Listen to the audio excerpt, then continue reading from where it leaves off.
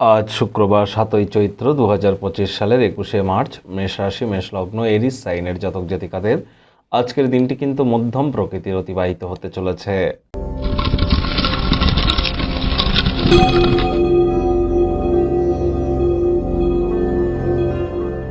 ভিডিওটির শুরুতেই স্ক্রিনে আপনারা দেখতে পাচ্ছেন দেবী মহালক্ষ্মীর গায়ত্রী মন্ত্র। ওম শ্রী মহালক্ষ্মী চ বিদ্মহে বিষ্ণুপত্নাই চ ধীমহি তন্ন লক্ষ্মী প্রচোদয়াৎ। এটি আজ আপনারা সন্ধেবেলার সময় যদি পারেন 108 বার জপ করুন। মহিলা যারা আছেন তারা আজ সন্ধেবেলার সময় স্নান আদি সেরে লক্ষ্মীর ঘটের সামনে বসে সাদা রঙের বস্ত্র অথবা লাল রঙের বস্ত্র পরিধান করে লক্ষ্মীর পাঁচালী পাঠ করুন।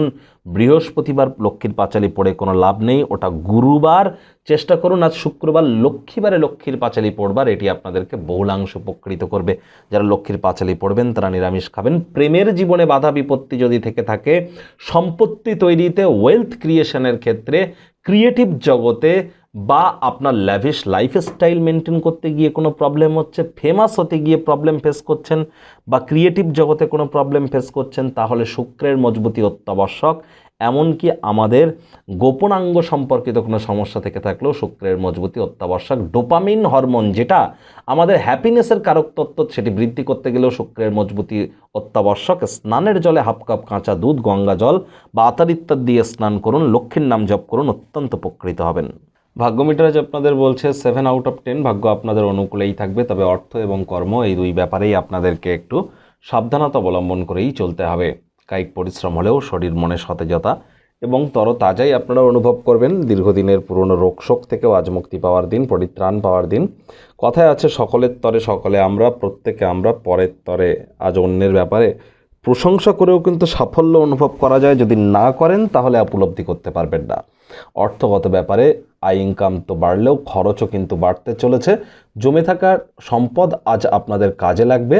আজ থেকেই সঞ্চয় শুরু করুন, অতিরিক্ত ব্যয় এড়িয়ে চলুন। মানি ম্যানেজমেন্ট, মানি সেভিংস সম্পর্কে জ্ঞান বৃদ্ধি করতে হবে। চাকরিজীবী যারা আছে অফিসে কম কথা বলে কাজ বেশি করুন, মনের থেকে মস্তিষ্ককে বেশি দাম দিন। যোগাযোগ করার কৌশল, কর্মদক্ষতা হৃদয়গ্রাহী হবে।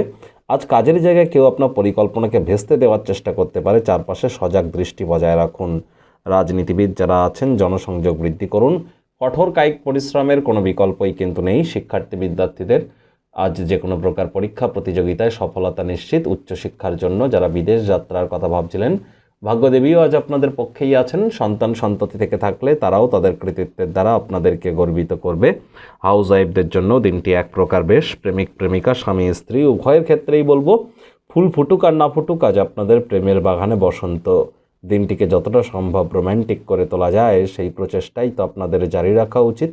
অবিবাহিতদের বিবাহের যোগ পরিলক্ষিত হচ্ছে। যারা প্রেমে পড়েননি তাদের জীবনে স্বপ্নের নারী বা পুরুষের আগমন আজ কিন্তু হতেই পারে। একটু প্রচেষ্টা আপনাদেরকেও করতে হবে।